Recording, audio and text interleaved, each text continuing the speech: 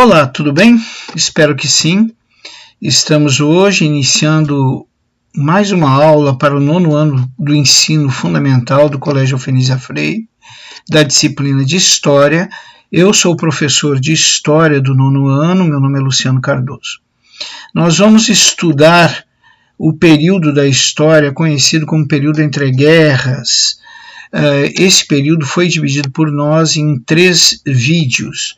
O primeiro vídeo vai tratar da segunda grande crise do capitalismo, na década de 20, o segundo vídeo da ascensão do fascismo e o terceiro vídeo da ascensão do nazismo. Nesse primeiro vídeo, como nós já falamos, o nosso objetivo é o estudo da fase conhecida como segunda grande crise do capitalismo. Vamos lá, então. Período entre guerras, segunda grande crise do capitalismo. Primeiro, a gente vai conceituar o período entre guerras. O período entre guerras é aquele período da história conhecido como cronologicamente estabelecido entre o fim da Primeira Guerra Mundial e o início da Segunda Guerra Mundial. Então, por isso que o nome é período entre guerras, porque ele fica entre as duas grandes guerras mundiais. Esse período se caracteriza, como eu falei anteriormente, por eventos muito importantes que vão ser causas para a Segunda Guerra Mundial, tais como a segunda grande crise do capitalismo, a ascensão do fascismo e nazismo.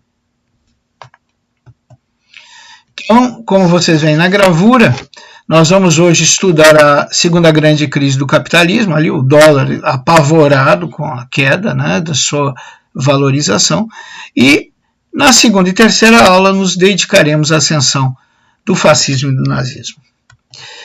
Gente, vamos antes compreender os antecedentes históricos do período entre guerras. Durante a Primeira Guerra Mundial, os Estados Unidos, como vocês devem lembrar, afinal nós já estudamos a Primeira Guerra Mundial, então vocês devem lembrar que nas 2 primeiras fases da Primeira Guerra Mundial, conhecidas como movimento, onde a Alemanha empreendeu a sua nova estratégia de guerra, o Blitzkrieg, a Guerra Relâmpago, e conquistou boa parte da Alemanha ocidental e oriental, e na segunda parte, conhecida como trincheiras, quando finalmente França, Inglaterra e Bélgica conseguem deter o avanço contínuo das forças alemãs, nós devemos lembrar que os Estados Unidos ele não participa de nenhuma dessas 2 fases da Primeira Guerra Mundial. Ele adota uma posição isolacionista. O que significa isso? Os Estados Unidos se afasta dos problemas do continente europeu e adota uma posição de isolamento, mantendo com este continente, principalmente com os aliados Inglaterra e França, apenas um relacionamento comercial, aliás, uma relação de intenso comércio. Dizem as más línguas e alguns historiadores que nesse período os Estados Unidos vendeu não só para aliados, mas vendeu também para a Alemanha do Kaiser, que estava empreendendo batalhas contra os aliados. Nós sabemos então, recordando de novo a Primeira Guerra Mundial, que nós já estudamos e que vocês têm que lembrar, que a terceira fase da Primeira Guerra Mundial é movimento. Os Estados Unidos entram na guerra ao lado dos aliados, empreendem o famoso rolo compressor e empurram as forças da Alemanha de volta para a Alemanha. Posteriormente, o rolo compressor aliado vai destruir completamente a resistência dos exércitos da Alemanha. A Alemanha vai capitular. Depois da derrota alemã, nós vamos perceber, nós já sabemos, que o continente europeu está completamente destruído pela guerra. O setor produtivo do continente europeu está arrasado pela Primeira Guerra Mundial. Os Estados Unidos, então, adotam a tarefa de abastecer de produtos manufaturados e de matéria-prima o continente europeu. Observa, os Estados Unidos já tinham ganhado muito abastecendo os aliados. Agora, praticamente, os Estados Unidos vai se incumbir de abastecer de produtos manufaturados e também algumas matérias-primas toda a Europa Ocidental. É evidente, gente, que o lucro auferido pelos Estados Unidos neste processo de abastecimento de toda a Europa Ocidental, praticamente com produtos manufaturados americanos e algumas matérias-primas, vai transformar os Estados Unidos em uma superpotência capitalista. Nós vamos ver que as indústrias americanas, as indústrias norte-americanas trabalharão intensamente para suprir as necessidades da Europa em reconstrução e terão que se dedicar a uma superprodução. Como assim superprodução? As indústrias norte-americanas, além de produzir para o seu mercado interno, eles terão que gerar uma superprodução para abastecer o continente europeu em sua parte ocidental. Bom, as indústrias americanas, através da superprodução, ou em situação de superprodução, conseguem levar o desemprego nos Estados Unidos a zero. Nenhuma indústria quer perder trabalhadores ou não ter trabalhadores suficientes. Então, além de levar o desemprego a zero, esses trabalhadores recebem excelentes salários. Essas indústrias, para manter a superprodução que abastece o mercado interno e o continente europeu em sua parte ocidental, eles oferecem bônus de horas extras para estes empregados, uma vez que essas indústrias trabalham em regime de 24 horas. Então, o enriquecimento do parque industrial norte-americano com a superprodução leva a zerar o desemprego no solo americano do norte e leva também a transformar os trabalhadores desta indústria em uma classe média próspera, uma classe média com condições amplas de consumo. Os bancos dos Estados Unidos também vão argariar muito na reconstrução da Europa Ocidental. Os bancos americanos, eles já estão ganhando muito, porque a nova e próspera classe média americana mantém poupudas poupanças nos bancos norte-americanos e também atua de maneira intensa no mercado de investimentos. Então, os bancos norte-americanos já estão ganhando por demais com a nova e poderosa classe média americana e com os ricos, os milionários norte-americanos. Mas agora os bancos norte-americanos querem ganhar mais ainda. Eles vão investir, eles vão bancar a reconstrução da Europa Ocidental. Essa situação de prosperidade dos cidadãos norte-americanos vai dar origem a um termo que nós conhecemos como sonho americano. O sonho americano é que nos Estados Unidos todo e qualquer cidadão tem um ótimo salário, tem casa própria, carro, dinheiro no banco e pode realizar investimentos.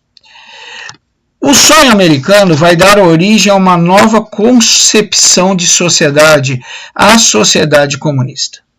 A sociedade consumista, me desculpe. Vai dar, então, origem a uma nova conceituação de sociedade, a sociedade consumista. O que é a sociedade consumista? É aquela sociedade que tem tantas condições financeiras que ela consome até mesmo aquilo que não precisa. Então, se perguntar a um cidadão norte-americano deste período por que ele consome tanto, ele vai dizer que não é porque precisa, é porque pode. É o prazer pelo ato de consumir, mesmo quando esse não é necessário. Gente, aí nós possuímos uma gravura da época que fala sobre o modo de vida americano, que é um estilo de vida pautado pelo consumo. E também nos apresenta a típica família americana, WASP. Ela é branca, ela é anglo-saxônica e ela é protestante. Então, tudo vai bem nos Estados Unidos. Mas um dia, esse tudo vai bem começa a entrar em declínio. Então nós vamos estudar agora o princípio da crise que levaram à segunda grande crise ou à segunda grande queda do capitalismo. Bom, as causas são bem fáceis de compreender. Vocês lembram que eu acabei de falar que toda a riqueza dos Estados Unidos vem de dois períodos distintos. Durante a Primeira Guerra, em que a Europa estava em conflito armado, os Estados Unidos vendem oficialmente para os aliados. Extraoficialmente, segundo alguns historiadores, tanto para aliados quanto para a Alemanha. Extraoficialmente. Mas vamos ficar com a versão oficial. Os Estados Unidos, durante a guerra, enriquecem vendendo para os aliados. Depois da guerra, a Europa está completamente destruída. O setor produtivo europeu não existe.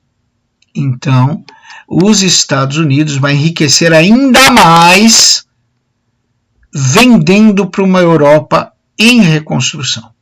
É o famoso período da superprodução americana.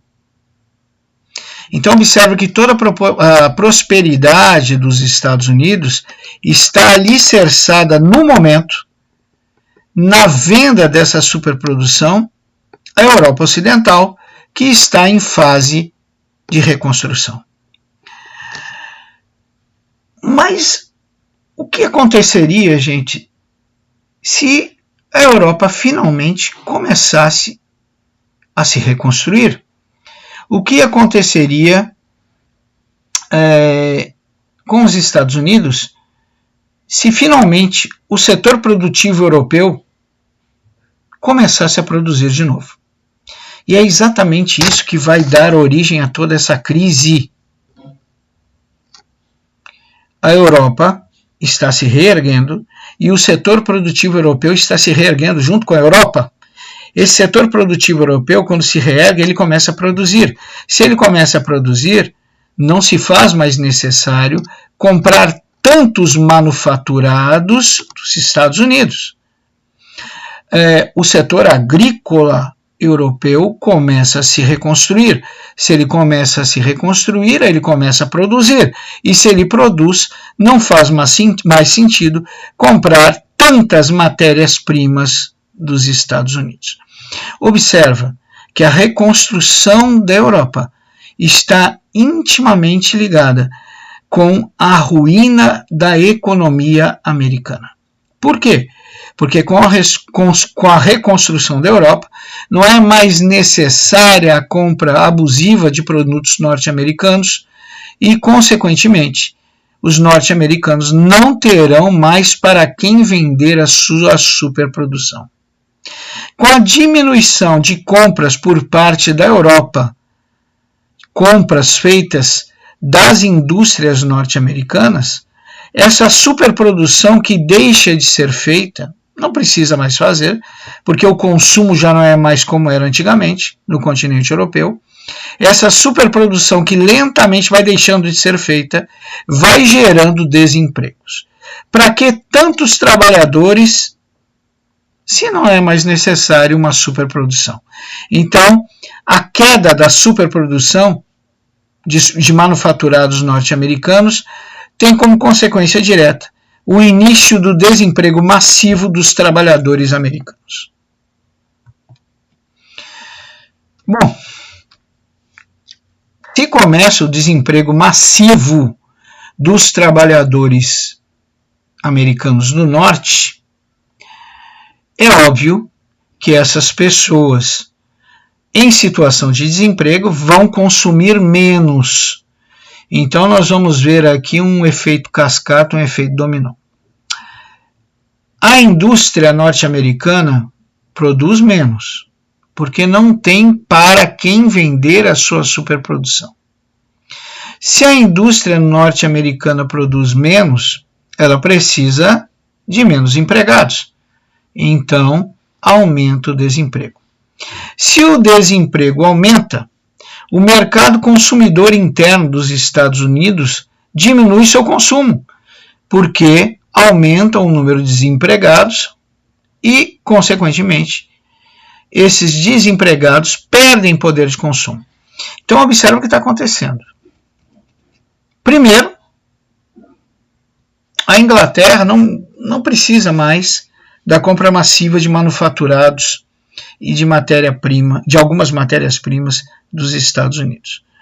Essa diminuição crescente da compra desses manufaturados e das matérias-primas, algumas que vêm dos Estados Unidos, provoca um colapso na produção industrial norte-americana, que não tem mais para quem vender superprodução. Se não precisa mais superproduzir, ela não precisa mais de tantos empregados. Começam as demissões massivas dos trabalhadores norte-americanos. Com as demissões massivas dos trabalhadores norte-americanos, principia uma grave crise no mercado consumidor interno americano, que cai dia a dia com o aumento do desemprego. Então, nós estamos vendo o efeito dominó, uma coisa está levando a outra. Com indústrias e trabalhadores em situação de falência, tanto indústrias quanto trabalhadores recorrem às suas economias, que estão nos bancos, e começam a se desfazer dos seus investimentos. Então agora nós vamos ver que a falência do setor industrial, do setor produtivo americano, e o desemprego que isto gera, vai se somar e vai provocar a falência dos bancos norte-americanos, a falência do setor financeiro norte-americano. Agora vamos aumentar a nossa visão sobre a situação da economia norte-americana desse período. Faliram as indústrias, faliram os empregados, os trabalhadores norte-americanos devido ao desemprego. Indústrias e empregados falidos recorrem às economias que possuem nos bancos e se desfazem dos seus investimentos. Então, consequentemente, vão falir os bancos. Então, se faliu a indústria, se faliram os trabalhadores, se faliram os bancos, é óbvio que a próxima vítima é o comércio. O comércio norte-americano fale de maneira estrondosa. Agora nós estamos vendo a ruína da economia americana, mas ainda falta a gota d'água. E qual será a gota d'água? Se faliu a indústria, se faliu o trabalhador, se faliu o comércio, a próxima vítima é o mercado de investimentos, principalmente o mercado de ações, que era muito explorado pela classe média e pela elite americana. Com a falência do mercado de ações, com a quebra da Bolsa de Nova York, nós teremos a falência de todos os investidores de ações dos Estados Unidos. Bom, gente, isso é uma crise generalizada. A maior potência capitalista da época acaba de entrar numa depressão, numa recessão generalizada. Se a maior potência capitalista da época entrou em depressão, entrou em recessão, é óbvio que o mundo inteiro vai entrar em depressão e recessão. Uma depressão e recessão maior do que já estava, pois a Primeira Guerra Mundial, apesar de ter se concentrado no continente europeu, ela provocou uma recessão econômica global. E agora a falência da maior potência capitalista da época acentua em proporções catastróficas esta recessão global. Nós estamos agora presenciando a segunda grande crise do capitalismo em 1929. Total depressão, depressão global, falência do capitalismo global, miséria e desemprego e fome globais. Bom, e os Estados Unidos, como é que vai se recuperar dessa grave situação? Nós vamos ver que o presidente eleito, Roosevelt, vai impetrar um plano econômico. Veja como é bom um plano econômico. O presidente americano Roosevelt vai impetrar um plano econômico chamado New Deal. New Deal se chama Novo Acordo. Esse plano econômico do presidente Roosevelt, se nós fôssemos resumir em poucas palavras, seria salvar a economia americana com os recursos do Estado americano. O Roosevelt sabia, como qualquer economista sabe, que quando a sociedade está em grave crise, quem salva a economia é o Estado, com os recursos que o Estado argaria dos tributos e impostos cobrados sobre o setor produtivo, sobre a renda e sobre a população em geral. O dinheiro dos impostos tem como principal finalidade salvar o país em situações de agravamento de dificuldades econômicas. E é exatamente isso que o New Deal faz. Ele tem vários procedimentos. Nós vamos citar aqui os principais. Então, primeira coisa que o New Deal faz: geração imediata de empregos através da realização de obras públicas por todos os Estados Unidos. Os Estados Unidos se transformam num grande canteiro de obras. Construção de estradas, construção de rodovias em pleno deserto, que seriam até, em outra situação, não tão necessárias. Construção de repartições públicas, construção de centros sociais e por aí vai. O objetivo de tanta obra pública é geração de emprego. Pessoal, se tu um dia fores presidente de um país e esse país estiver em grave crise econômica, o primeiro passo que tu deve tomar para levantar a economia desse país é a geração de empregos. E não existe nada mais eficiente para aumentar a geração de empregos do que a construção civil. A construção civil gera inúmeros empregos imediatos e uma quantidade triplicada de empregos não tão imediatos, dos chamados empregos periféricos ou terciários.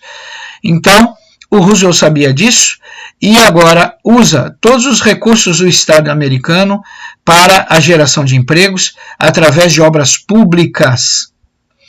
Outra coisa que o Roosevelt sabe é que ele tem que reconstruir o setor produtivo americano. Então ele começa uma campanha de fornecimento de empréstimos de longo prazo e de juros baixíssimos à falida indústria americana, tanto o grande industrial americano, quanto o médio, quanto o pequeno. Todos eles vão receber incentivos financeiros do governo norte-americano para a reconstrução do setor produtivo americano a juros baixíssimos. Então, esses empréstimos ao setor produtivo americano, eles vão reconstruir o setor produtivo, mesmo que de maneira lenta, mas vão gerar empregos. Observa que no fim de toda a ação do nosso amigo Roosevelt, do seu New Deal, sua grande missão é a geração de empregos. Porque não existe recuperação econômica sem geração de empregos, sem fortalecimento do mercado consumidor interno. É uma estupidez acreditar que tu consegues restabelecer uma economia de um país baseado apenas na exportação, na venda de produtos a outras nações. Isso é uma estupidez terrível. Todas as grandes nações desenvolvidas possuem um mercado consumidor interno que tem condições de, se não manter totalmente o mercado produtivo, de manter 70% a 75% desse mercado produtivo apenas com consumo interno. Roosevelt sabe disso, Roosevelt investe para que, no fim, ocorram a geração de mais empregos. E, finalmente, o Roosevelt vai procurar restabelecer a produção agrícola nos Estados Unidos, se comprometendo junto ao setor agropecuário, comprar toda a produção agrícola que eles não consigam vender para o mercado interno americano do norte, claro, estamos falando dos Estados Unidos. Bom, muitos historiadores vão dizer que o New Deal recuperou lentamente a economia americana. Muitos vão acreditar ao New Deal, ao novo acordo, a recuperação da economia americana. Mas também um grupo igual de historiadores vai dizer que o New Deal, sem sombra de dúvida, ajudou a economia americana.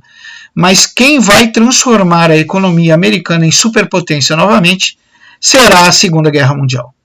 Quando principiar a Segunda Guerra Mundial, a Europa novamente num conflito armado, os Estados Unidos vai voltar a fazer o que fazia durante a Primeira Guerra Mundial, vendendo intensivamente aos aliados, e segundo as más línguas, também aos nazistas, e, graças a isso, fará com que os Estados Unidos voltem a ser a potência capitalista que era antes da segunda grande crise do capitalismo. Mas, oficialmente, o que realmente irá recuperar, mesmo que de forma lenta, mesmo que de forma gradual, a economia norte-americana foi o New Deal, criado por Roosevelt, um novo acordo. Pessoal, aqui encerramos a nossa primeira aula sobre o período entre guerras, onde nós estudamos de maneira mais detida a segunda grande crise do capitalismo. Espero que vocês tenham gostado. Vocês podem rever essa aula quantas vezes for necessário, quantas vezes vocês desejarem. Ela estará disponível na plataforma. Peço que vocês agora retornem à plataforma e façam os exercícios propostos sobre esse tema. Desejo a todos um bom dia e que fiquem com Deus.